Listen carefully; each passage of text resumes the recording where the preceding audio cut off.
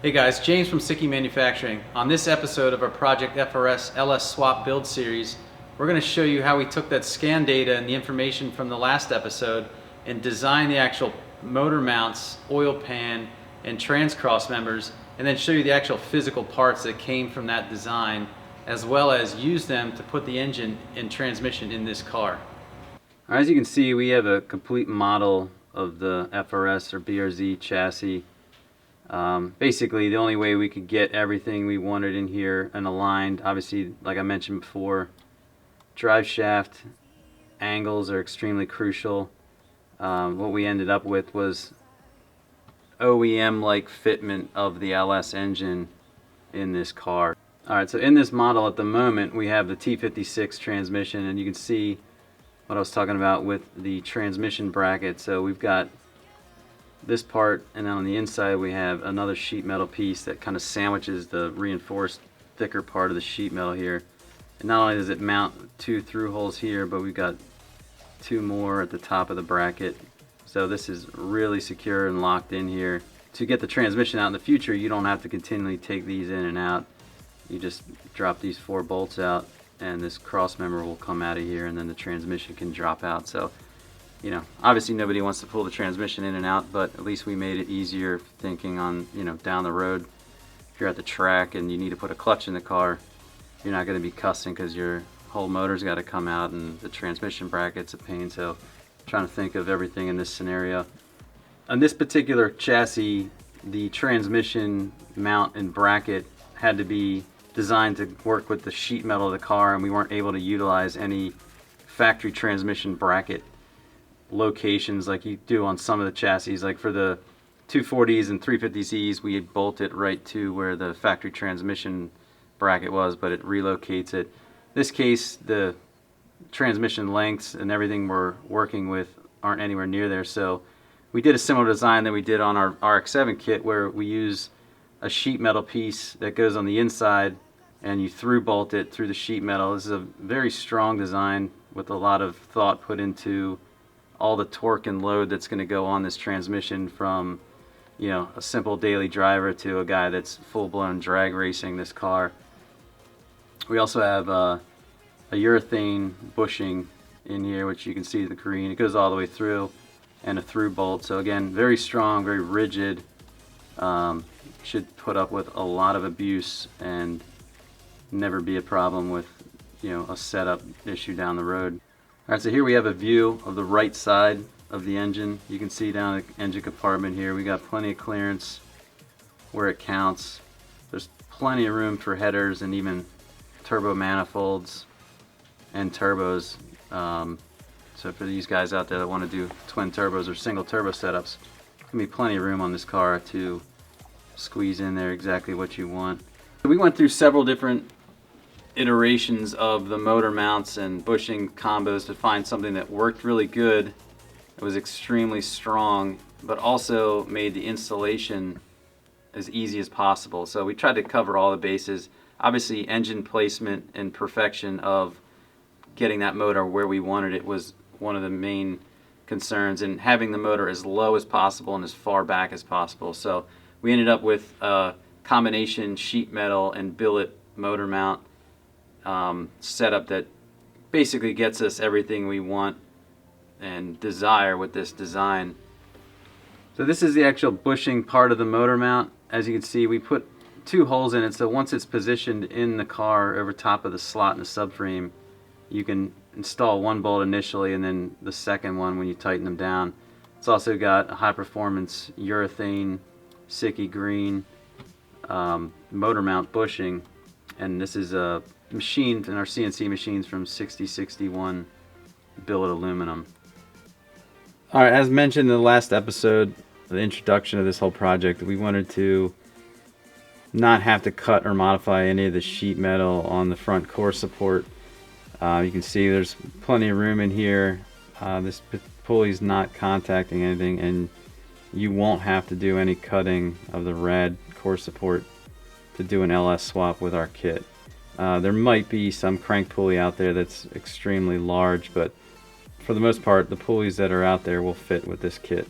In this design, we put a lot of consideration into where we're going to put the engine and the sump itself. We ended up having to design a completely new oil pan, so this pan's new, designed specifically for the FRS BRZ LS swap. So we've got as much sump as we can fit in there to make sure you got plenty of oil, just to help any kind of oil starvation or issues with oil capacity. The other advantage of our LS swap kit versus what's out there right now is your factory sway bar will work and function as normal. Plenty of clearance. The reason we're using a 1/2-inch backplate and pan flange is we want to keep the OEM rigidity that you would see in a normal cast oil pan from GM. It does make a difference, and this also functions as a dust plate, so it covers up the bell housing.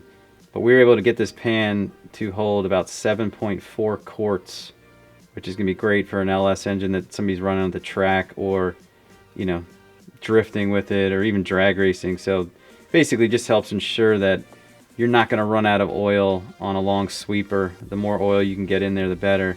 But we also maintained a very high ground clearance, so this does not hang out below the front subframe. So if you take a ride through the grass at your track, or maybe mess up on the road and dip over a speed bump too fast, you're not going to wipe out your whole oil pan.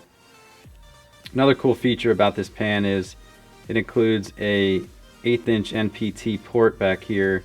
It'll come with a plug, but if you want to run an oil temp sensor, it's ready to go.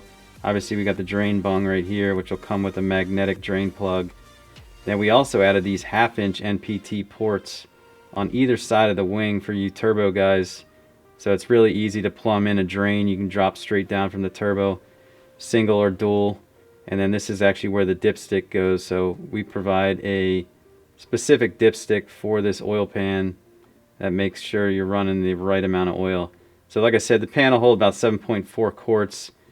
That's before we're talking oil filter and lines and relocation kit. So as with all of our oil pans, they come with a baffle and a trap door system. Not sure how good you can see it, but down in here you can see there's a trap door, and we have that on either side of these wings. So if you slosh around a turn and the oil flows through the pan this way, this door shuts and doesn't let it out into the other wing. So all the force that's taking whatever oil's in this wing of the pan traps it around your pickup tube, and vice versa on the other way. So all the oil drains back in, and most of it gets funneled into the actual pickup tube area as well. So there's enough room to make sure that pickup tube is never sucking air. For those of you that are paying attention, as you can see right now, there's 2 steering columns in this car, and that's because we went ahead and designed this kit from day one to fit left and right hand drive cars. So all you guys out there with the right hand drive car, we'll have support for you on this kit day one. So the headers, the mounts, everything's designed to fit both left and right hand drive, and enough room where we're going to be able to get a decent sized header set up in here without having too much interference or things to worry about. Primarily all the tubes coming through here. So as you can see here, we drilled out all the spot welds that hold this factory transmission brace reinforcement into the tunnel. So the factory transmission would mount it somewhere in this region, and this sheet metal gets removed to make room for the bigger transmissions. Like I said, the 6060, T56, T56 Magnum, even the CD09 Nissan 6-speed will fit in this chassis. So this is ready to go. We're gonna clean these spot welds off and then get some paint on here so it's done and ready to move on. All right, so a lot of the design consideration went into getting this engine as far back and as low as possible, and also minimal sheet metal modification. So you can see here, this was massaged in a little bit. We're probably only talking maybe 1/2 to 3/4 of an inch here, so it doesn't affect anything on the inside of the vehicle, and a little bit right here, and this small area as well. So very minimal tunnel modifications to get this engine in this car. So it's just about as bolt-in as you can get for, you know, what you would expect to be able to put a big old V8 in a tiny little car that had a floor banger. So really happy with how this turned out, and it couldn't have gone any better.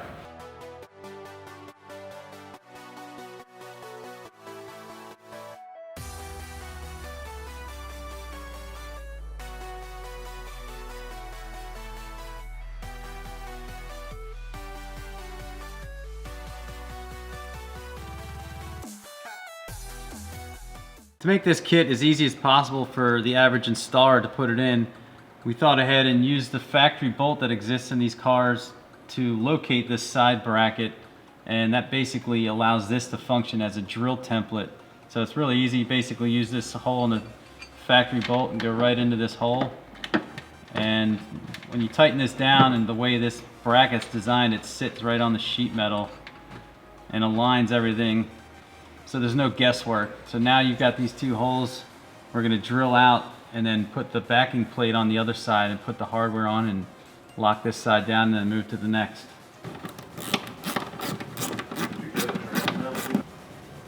Just to show you guys how this fits, we've got a T56 in here at the moment, but you can see the way the brackets are configured and bolt together.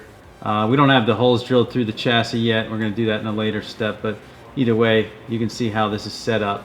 So we use those 10s to locate these. It puts it in the perfect spot, and then these brackets just bolt right up, and this one bolts to the transmission. So like I said, we have T56, T56 Magnum, TR6060, CD09, and all the automatics that are related to those chassis that come with the manual version. So should be able to cover all those bases, and you can see it's even just tiny 10s holding in. This thing's beefy and well braced out, so it's going to have 2 bolts going through here on the floor and then 2 that go through there, sandwiched on the inside with another piece of sheet metal and grade 8 hardware. Same for this side, so it's locked in, actually ties the chassis together really well here. Another awesome thing about the design that we took into consideration is the shifter. So even with a bone stock LS1 Camaro shifter or whatever you're running with it, it'll actually go right through the hole. Like a GTO shifter is going to be a little bit long on the T56, but either way, the alignment's there already, so we'll address the shifter issues for the different transmissions in this chassis as we go. But either way, you can see the clearance down either side of the transmission fits perfect, so it's even the height of the transmission's sucked up into the actual tunnel. So couldn't be happier with how the design turned out, and we're gonna keep rocking and rolling on this thing. Alright guys, so that's it on this installment of our FRS LS build series. Don't forget to subscribe and click on the bell so you get notified for the next episode.